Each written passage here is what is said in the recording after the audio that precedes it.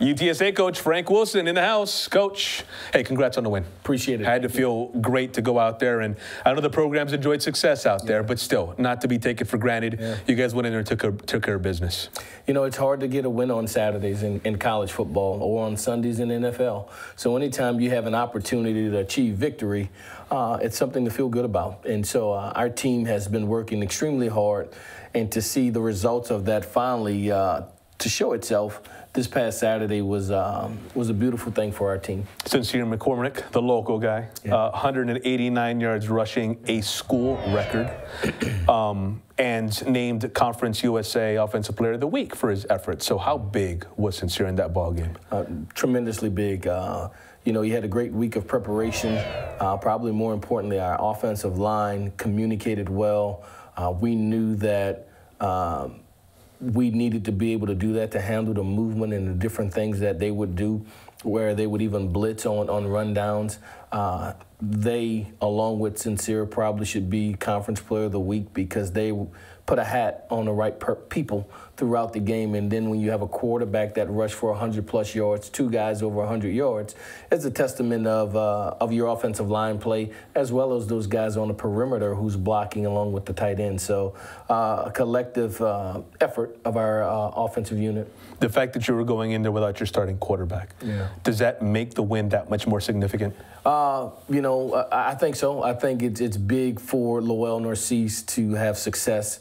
Was thrust into a tough situation when he was unexpectedly 2 weeks ago. But he did the things necessary to help us achieve a win. I thought that he showed great grunt, if you will, leadership, toughness, at times in critical down and distant situations, put the team on his back to show that I got us, and played big man football. And so that's a good thing.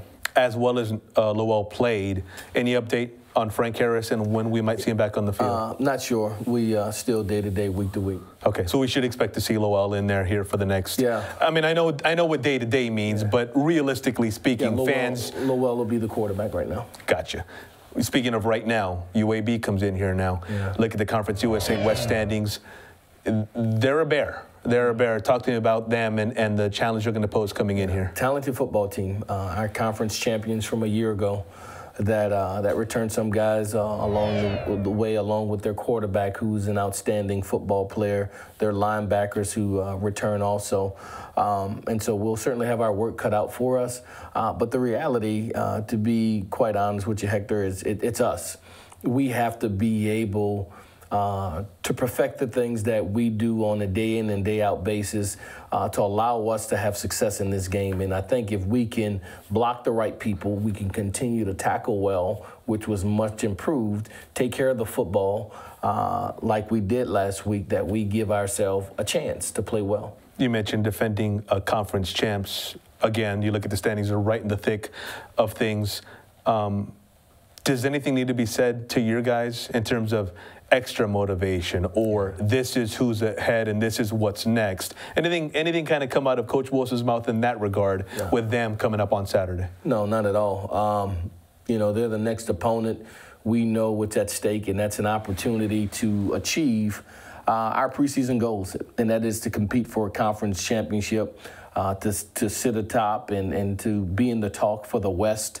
And this is the opponent that happens to be next that we're playing. And so to go out and play to the best of our ability to achieve victory is ultimately what we're trying to achieve. You know, I say they're there at the top of the conference standings. When I say that, I'm kind of looking at overall record, because overall they're 4-1. Right. But you look at that all-important conference record, 1-1, just like UTSA. 1-1. Yeah, so they're right ahead of us. We're both 1-1, or together they have an overall record, but in conference we're both 1-1, and so a tremendous opportunity in front of us that speaks for itself.